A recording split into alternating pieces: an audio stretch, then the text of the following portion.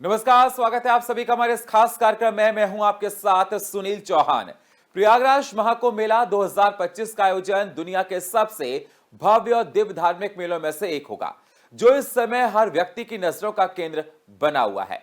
क्या कुछ अनोखा होगा इस मेला में, जानने के लिए देखिए हमारी ये खास रिपोर्ट।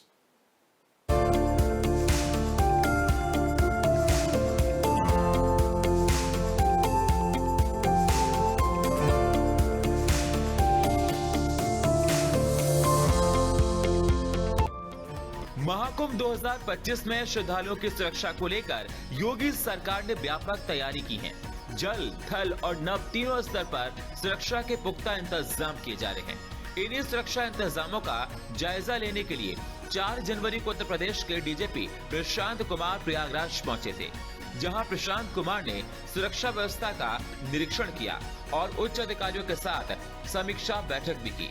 इस दौरान उन्होंने मीडिया से बात करते हुए स्पष्ट किया कि श्रद्धालुओं की सुरक्षा प्रदेश पुलिस की प्राथमिकता है और इसके लिए सभी स्तरों पर तैयारी पूरी कर ली गई है। प्रयागराज में डीजीपी प्रशांत कुमार ने मीडिया से बातचीत में कहा कि मुख्यमंत्री योगी आदित्यनाथ जी के निर्देश पर सुरक्षा के पुख्ता तैयारियां की गई।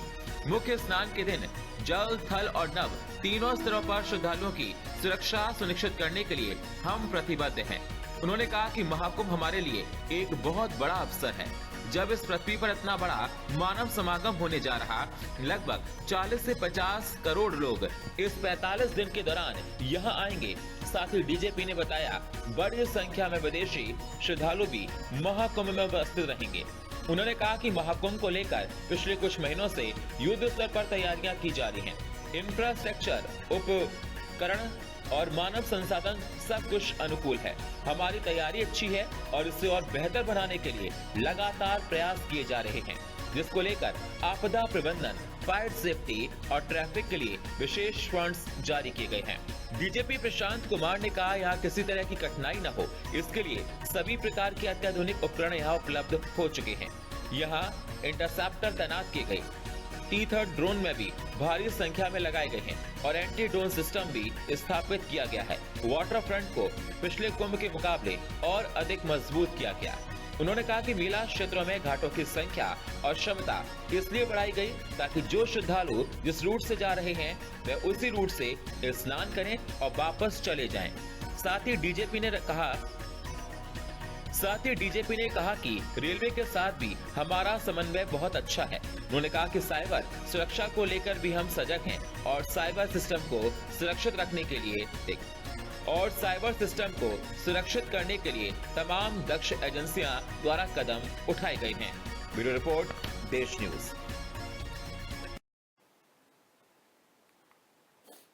हरिद्वार से आए साधु संत और श्रद्धालुओं ने प्रयागराज स्थित कुंभ मेला में अपना डेरा डाल दिया है। स्वामी सोमेश्वरानंद गिरी महाराज ने श्री पंच दशनाम निरंजनी अखाड़े की पेशवाई में भाग लिया और छावनी में प्रवेश किया। महाराज ने बताया कि कुंभ नगरी प्रयागराज में एक नया बदलाव आया है। पहले इलाहाबाद का नाम था, जिसे बदलकर अब प्रयागराज कर दिया गया। इस तरह शाही स्नान का नाम अब अमृत स्नान के नाम से जाना जाएगा।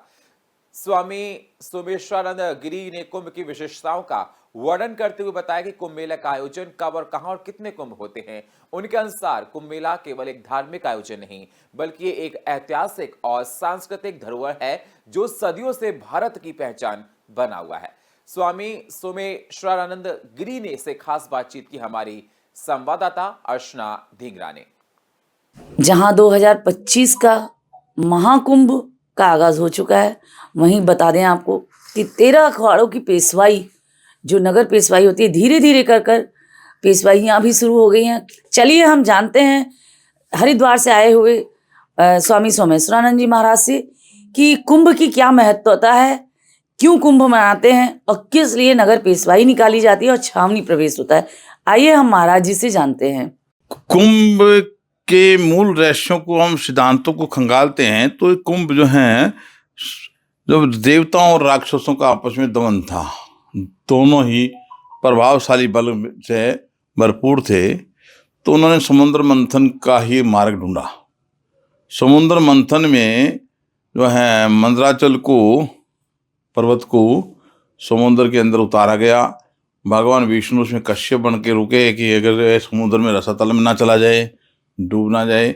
तो इससे जो रत्न निकले थे 12, उन रत्नों के अंदर एक अमृत निकला, और अमृत को जहाँ जहाँ छुपाने के लिए भगवान विष्णु ने मोहिनी रूप धारण करके बृहस्पति पुत्र जयंत को सौंपा। बृहस्पति पुत्र जहाँ जहाँ जिन क्षेत्रों में गए वहाँ कुंभ क्षेत्र पड़ा। कुंभ का अर्थ होता है घड़ा। कुंभ का अर्थ क्या है? घड़ा। घड़े में जो अमृत था वो अमृत वो छुपाते हुए 4 स्थानों पर जो है उसको मान्यता दी जाती है। वहाँ तो एक बार तीर्थ इकट्ठे होके भगवान विष्णु के पास गए। भगवान विष्णु से निवेदन किया कि प्रभु हम बहुत दुखी हैं। ईश्वर ने कहा कि क्या कारण है? कि हम पाप धोते धोते खुद पापी हो गए हैं। तो भगवान विष्णु ने कहा कि देखो, देवताओं और राक्षसों का आपस में द्वंद्व चल रहा है, वहां समुद्र मंथन होगा। उस मंथन में अमृत निकलेगा, उसको जहां जहां छुपाएंगे वहां पड़ेगा कुंभ। कुंभ मतलब घड़े को छुपाने की जगह का नाम, उस घड़े के नाम से इसका नाम कुंभ पर्व रख दिया गया। तो वहां जो है ऋषि मुनि योगी तपस्वी लोग आएंगे। जब सिद्ध योगी लोग आएंगे और जो तुम्हें स्पर्श करेंगे तो तीर्थों की गरिमा फिर से पवित्र हो जाओगे और तुम्हारे सब दोष भाग जाएंगे। जैसे वेद ने लिखा है, गंगा त्वम दर्शनार्थ, गंगा त्वम दर्शनार्थ पापनाशने। गंगा के दर्शन मात्र से पापों का नाश होता है। चंद्र त्वम दर्शनार्थ तापनाशने, चंद्रमा के रोशनी और उसके दर्शन से तापों का शरीर के अंदर 7 ताप होते हैं, 7 प्रकार के तापों का नाश होता है। फिर कहा है कल्प त्वम दर्शनार्थ दारिद्र्य नाशने। कल्प वृक्ष है बैकुंठ भूमि में। बाकी सब धारणागत जो लौकिक व्यवहार की चर्चाएं करते हैं, वास्तविक सत्य का ज्ञान नहीं है। क्योंकि हमारे अंदर एक भारतीयों के अंदर एक कमी है, सुनी सुनाई बात का हमें फैलाने का स्वभाव है, जबकि हम प्रमाण को जानने की कोशिश नहीं करते हैं। प्रमाण क्या है? जब तक प्रमाण किम प्रमाणम, जिस चीज का हमें प्रमाण नहीं है तो हम सत्य को कैसे स्वीकार कर सकते हैं? यानी एक भीड़ है जिस तरफ चल देती है। तो जब भगवान विष्णु के उपदेश के अनुसार जो सिद्ध योगी लोग आएंगे तो आपके स्पर्श से, चाहे कल्प वृक्ष के दर्शन से या उसके नीचे बैठने से दारिद्र्य का नाश हो जाता है। फिर लिखा है संत त्वम दर्शनार्थ, संत त्वम दर्शनार्थ सर्व आदि व्याधि ताप पाप दुख नाशने। संतों के दर्शन से इस चारों तीर्थ भी छोटे पड़ जाते हैं, इसलिए संत इकट्ठे होते हैं कुंभ में। ये मेहता का प्रतीक जो है साधु सन्यासी है। और विशेषतः जो है इसमें नियम को अगर देखा जाए तो सिद्ध योगी लोग, सन्यासी लोग आते थे। वो आज हमारे इस कुंभ मेला मैदान में हमारे दिगंबर सन्यासी, एक से एक धुरंधर तपस्वी, सब उस पवित्र तीर्थ की गरिमा को बढ़ाने के लिए, धर्म संस्कृति की शोभा को उन्नत करने के लिए अग्रसर हुए हैं। ये कुंभ की मूल महत्ता ये है। जी, जैसे कि आपने कहा कि सुनी सुनाई बातों पे भारतीय ध्यान देते हैं, मैं आपसे एक बात और जानना चाहती हूँ कि कुंभ में 12 रत्न मिले थे। जब कुंभ घड़ा मिला था तो 12 रत्न भी निकले थे। तो 12 रत्नों के हिसाब से देखा जाए तो 12 कुंभ होते हैं, अलौकिक भी हैं और लौकिक भी हैं। तो इसके बारे में आपका क्या कहना है? तो कुंभ 12 ही होते हैं, 5 पृथ्वी पर है और 7 देवताओं के हैं जो पृथ्वी पर नहीं है। उनके बारे में हमारा खोज चल रहा है, कहाँ कहाँ है। जैसे बैकुंठ भूमि में कुंभ होता है, उसके जो है हम प्रमाणित करने में असमर्थ हैं। एक 5वां कुंभ है, मोखंड नाम की जगह है तमिलनाडु में। वहाँ 5वां कुंभ है। पृथ्वी की महाप्रलय में भी वो स्थान बचता है। पृथ्वी की महाप्रलय के समय भी, जब भी महाप्रलय आई तो मोखम नाम का स्थान था, वो बचा है। वो जो है वहाँ तमिल में बहुत भव्य मेला लगता है, 12 साल में लगता है। वो 12 साल में ही आता है कुंभ। 12 साल में वहाँ जो है तमिल के उस तीर्थ में इकट्ठे होते हैं। उस तीर्थ की गरिमा एक विशेष है। महाराज जी, जैसा कि 4 कुंभ के बारे में सभी लोग जानते हैं, लेकिन अभी एक आपने बताया कि 5वां कुंभ तमिलनाडु में है, उसके बारे में कितने लोगों को ज्ञात है, इसके बारे में बताया मैं। इस बारे में मैं अनभिज्ञ हूँ, मैं कह नहीं सकता, परंतु मैंने पुस्तक में जो लिखा है वो प्रमाण से लिखा है। महाराज जी 2 अर्ध कुंभ मनाए जाते हैं, माना जाता है 2 जगह अर्ध कुंभ मनाए जाते हैं, एक हरिद्वार में एक प्रयागराज में, तो इसकी क्या महत्वता है?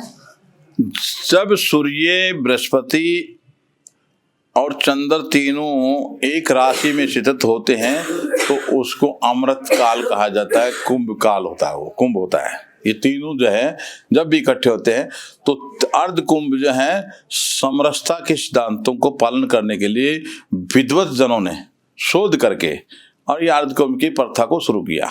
आगे हम आपको दिखाते रहेंगे कुंभ के बारे में और कुंभ की विशेषताएं बताते रहेंगे अपने सहयोगी प्रदीप के साथ। मैं अर्चना धिंगरा, प्रयागराज से। महाकुंभ में आस्था के साथ पर्यावरण का संगम, ई रिक्शा और ई ऑटो से महाकुंभ की सुगम यात्रा मनमाना किराया बंद होगा।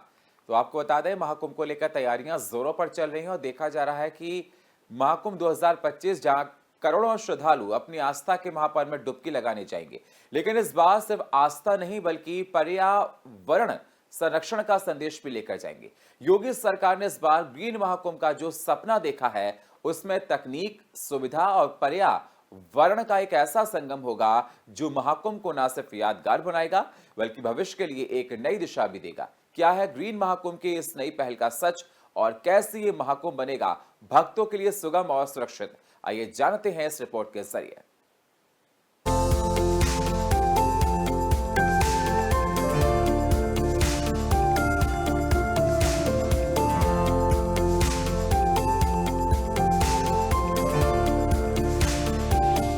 महाकुंभ 2025 को लेकर योगी सरकार ने ग्रीन महाकुंभ का एक ऐसा खाका तैयार किया जिसमें श्रद्धालुओं को सुगम, सुरक्षित और सस्ती परिवहन सुविधा देने के साथ साथ पर्यावरण संरक्षण पर भी खास जोर है। इस बार श्रद्धालु ऐप के जरिए ई रिक्शा और ई ऑटो बुक कर सकेंगे, जिससे न केवल उनकी यात्रा आसान होगी बल्कि मनमाना किराया वसूलने वाले रिक्शा चालकों से भी छुटकारा मिलेगा। इन वाहनों का किराया प्रति किलोमीटर के हिसाब से पूरी तरह पारदर्शी होगा और शिकायत के लिए कॉल सेंटर की सुविधा भी होगी। इन ई वाहनों की सबसे खास बात ये होगी कि ये रेलवे स्टेशन, बस अड्डा, हवाई अड्डा और होटलों से आसानी से उपलब्ध होंगे। इसके अलावा महिला सुरक्षा को ध्यान में रखते हुए पिंक सेवा की शुरुआत की जा रही है, जिसमें महिला ड्राइवर्स उपलब्ध होंगी। शुरुआत में 30 से 40 पिंक ई रिक्शा और ऑटो की सुविधा दी जाएगी। यूपी के स्टार्टअप कॉम्पी ई मोबाइलिटी के इस प्रोजेक्ट में ड्राइवरों को न केवल बेहतर व्यवहार की ट्रेनिंग दी जा रही है बल्कि गूगल वॉइस असिस्टेंट का भी सहारा लिया जाएगा ताकि विदेशी श्रद्धालु भाषा की समस्या के बिना अपनी यात्रा कर सके। सभी वाहनों में जीपीआरएस ट्रैकिंग सिस्टम और कवर्ड सीटें होंगी जो न केवल यात्रियों की सुरक्षा सुनिश्चित करेंगी बल्कि पर्यावरण अनुकूलता का भी ध्यान रखेंगी। वहीं महाकुंभ की तैयारियों को लेकर कॉम्फी ई मोबिलिटी के सीईओ आरके चौहान की प्रतिक्रिया भी सामने आई। उन्होंने कहा कि हमारा उद्देश्य है कि ये महाकुंभ श्रद्धालुओं के लिए यादगार बने। पर्यावरण अनुकूल तकनीक के साथ ये पहल न केवल वायु प्रदूषण को कम करेगी बल्कि कुंभ मेले में आने वाले हर व्यक्ति को सुरक्षित और सुविधाजनक यात्रा का अनुभव देगी। तो ये है ग्रीन महाकुंभ की पूरी रिपोर्ट, जहां आस्था और तकनीक का संगम पर्यावरण के प्रति हमारी जिम्मेदारी को याद दिलाता है। ये पहल न केवल करोड़ों श्रद्धालुओं के लिए सहूलियत लेकर आएगी बल्कि पूरे विश्व में भारत के इस महापर्व की पहचान को लेकर और भी मजबूती देगी। ब्यूरो रिपोर्ट, देश न्यूज।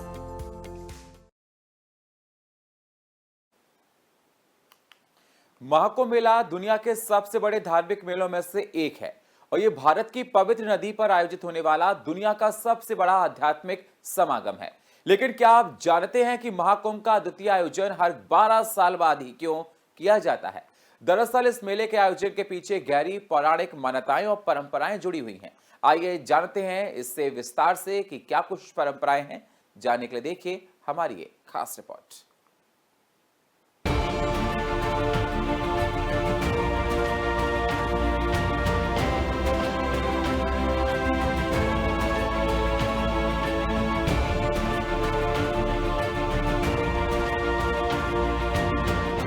कुंभ मेला भारतीय संस्कृति का एक अद्वितीय धार्मिक और सांस्कृतिक आयोजन माना जाता है। ये भारत की सांस्कृतिक धरोहर का महत्वपूर्ण हिस्सा है जो हर 12 सालों में विशेष रूप से 4 स्थानों यानी कि प्रयागराज, हरिद्वार, उज्जैन और नासिक में आयोजित किया जाता है। धार्मिक मान्यता के अनुसार इस आयोजन में पवित्र नदियों में स्नान करने से मोक्ष की प्राप्ति होती है। लेकिन क्या आप जानते हैं कि ये अद्वितीय आयोजन हर 12 साल बाद ही क्यों किया जाता है? दरअसल इस मेले के आयोजन के पीछे गहरी पौराणिक मान्यता और परंपराएं जुड़ी हुई हैं। हिंदू पंचांग के अनुसार पौष पूर्णिमा के दिन महाकुंभ आरंभ होगा और महाशिवरात्रि के साथ इसका समापन हो जाएगा। साल 2025 में महाकुंभ 13 जनवरी से आरंभ होगा और 26 फरवरी 2025 को समाप्त होगा। महाकुंभ पूरे 45 दिनों तक चलेगा।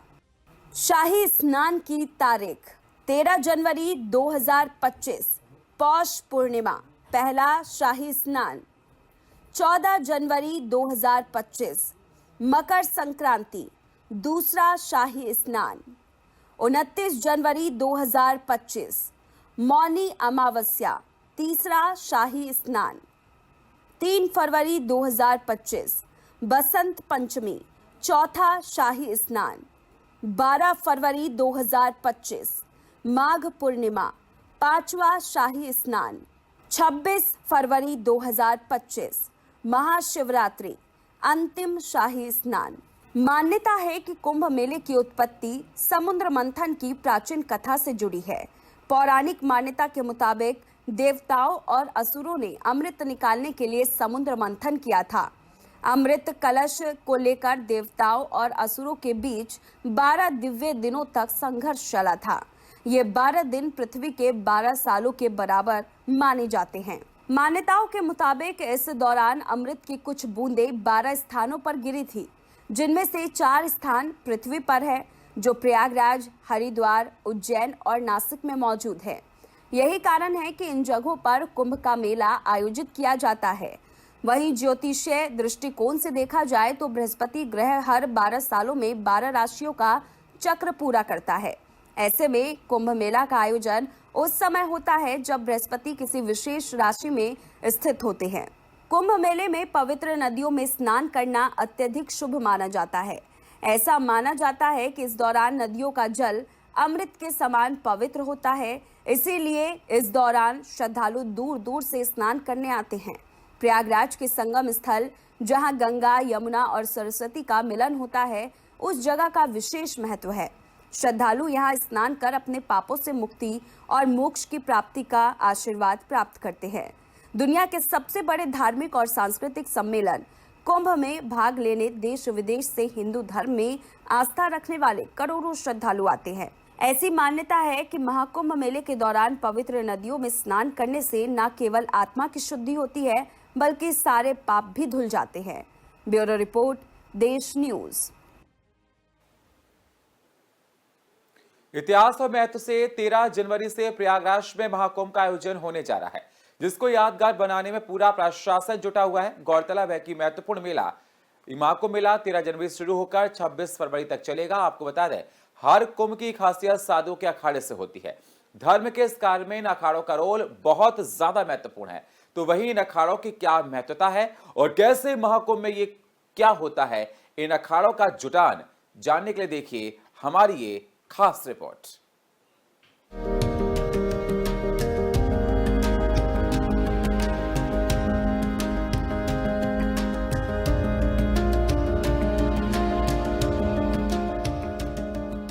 कुंभ मेला न सिर्फ भारत का बल्कि दुनिया का सबसे बड़ा धार्मिक आयोजन है, जिसमें देश विदेश से हिंदू धर्म में आस्था रखने वाले लाखों श्रद्धालु संगम तट के किनारे एकत्रित होते हैं।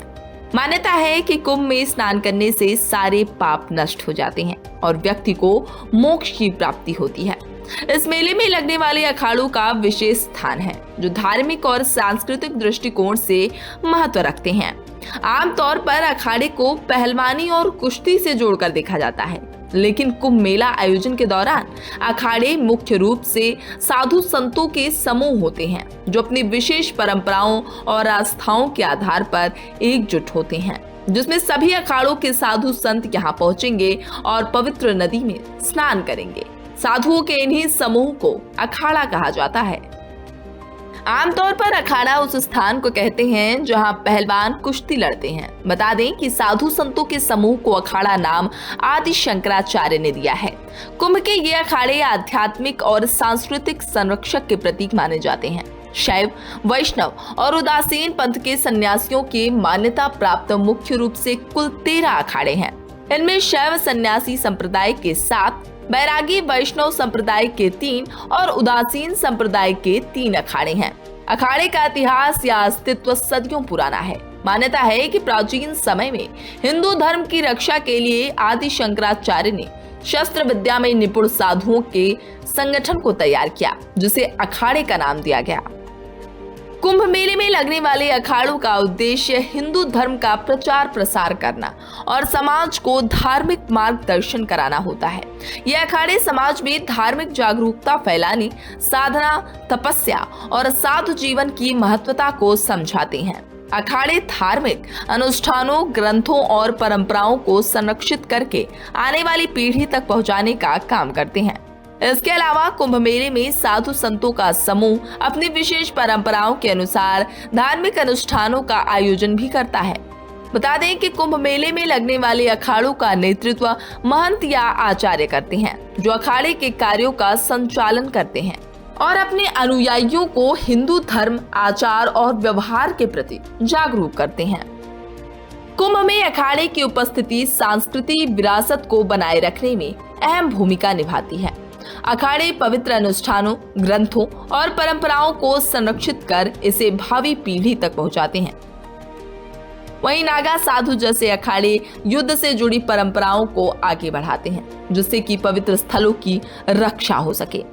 अखाड़े विशेष रूप से हिंदू धर्म की धार्मिकता और साधना का प्रतीक माने जाते हैं।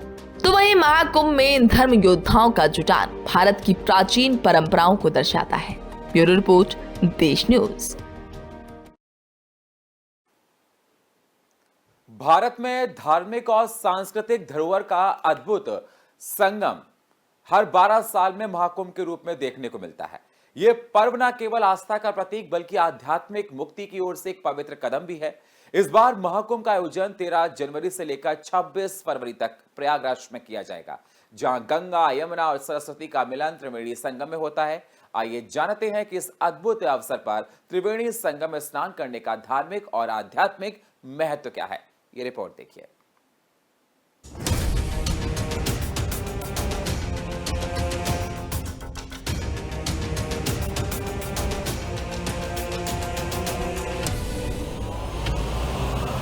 भारत का महाकुंभ, जिसका आयोजन हर 12 साल में किया जाता है, ये पर्व न केवल आस्था का प्रतीक है बल्कि ये आध्यात्मिक मुक्ति के लिए एक अद्भुत अवसर है।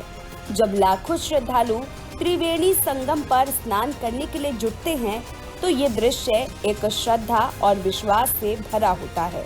इस बार महाकुंभ का आयोजन प्रयागराज में हो रहा है, जहां गंगा, यमुना और सरस्वती का मिलन होता है। इस पवित्र संगम में स्नान करने से हर पाप का नाश होता है और मोक्ष की प्राप्ति होती है। इस साल महाकुंभ 13 जनवरी से लेकर 26 फरवरी तक प्रयागराज में होगा। यहाँ गंगा, यमुना और सरस्वती का मिलन त्रिवेणी संगम के रूप में होता है, जो आस्था और शुद्धि का एक अद्वितीय स्थल बन जाता है। इस आयोजन में शामिल होने का तात्पर्य है पापों से मुक्ति और पुण्य की प्राप्ति। स्टिल वीओ 2 प्रयागराज के त्रिवेणी संगम का धार्मिक महत्व चलिए जानते हैं। ये वो जगह है जहां गंगा और यमुना का मिलन तो है ही, साथ ही साथ सरस्वती का अदृश्य संगम भी इस जगह को खास और पवित्र बनाता है। धार्मिक मान्यता के मुताबिक महाकुंभ, कुंभ और अर्ध कुंभ के दौरान यहाँ स्नान करने से सभी बुराइयों और पापों का नाश होता है। यही कारण है कि श्रद्धालु इन दिनों यहाँ आकर अपने जीवन की शुद्धि के लिए स्नान करते हैं। महाकुंभ के दौरान शाही स्नान का महत्व और भी विशेष रूप से बढ़ जाता है। इस दिन सबसे पहले साधु संतों का स्नान कराया जाता है और इनके बाद श्रद्धालु अपनी बारी का इंतजार करते हैं। ये स्नान केवल शुद्धि और पुण्य की प्राप्ति का माध्यम नहीं, बल्कि सम्मान का भी प्रतीक है। इस आयोजन में हर कोई हिस्सा लेकर अपनी आस्था को और मजबूत करता है। यही वजह है कि इसे शाही स्नान कहा जाता है। स्टिंग VO3 2025 के महाकुंभ के दौरान शाही स्नान के लिए 5 खास तारीख तय की गई है। इनमें मकर संक्रांति जो कि 14 जनवरी को है, 29 जनवरी को मौनी अमावस्या, 3 फरवरी को बसंत पंचमी, 12 फरवरी को माघी पूर्णिमा और 26 फरवरी को महाशिवरात्रि शामिल है। इन खास दिनों में लाखों लोग यहां आकर स्नान करते हैं और पुण्य की प्राप्ति भी करेंगे। महाकुंभ सिर्फ एक धार्मिक आयोजन नहीं है, बल्कि ये भारतीय संस्कृति, आस्था और एकता का प्रतीक है। जब गंगा, यमुना और सरस्वती का संगम होता है तो ये पवित्र स्थल हर श्रद्धालु के लिए जीवन की एक नई शुरुआत का प्रतीक बन जाता है। अगर आप भी इस अद्भुत यात्रा का हिस्सा बनना चाहते हैं तो महाकुंभ के शाही स्नान में शामिल हो सकते हैं और पुण्य के इस महासमुद्र में अपनी आस्था की डुबकी लगा सकते हैं। ब्यूरो रिपोर्ट, देश न्यूज। यूपी की योगी सरकार प्रयागराज महाकुंभ को दिव्य, भव्य और स्वच्छ बनाने के लिए हर संभव प्रयास कर रही है। सरकार की मंशा कुंभ मेले को पॉलिथीन मुक्त रखने की है और सरकार की इस मंशा को आगे बढ़ा रहे हैं यहां स्थायी शिविर लगाने वाली संस्थाएं और साधु संत। इस बार मेले को इको फ्रेंडली बनाने के लिए सरकार ने कई आवश्यक कदम उठाए हैं। ये रिपोर्ट देखिए।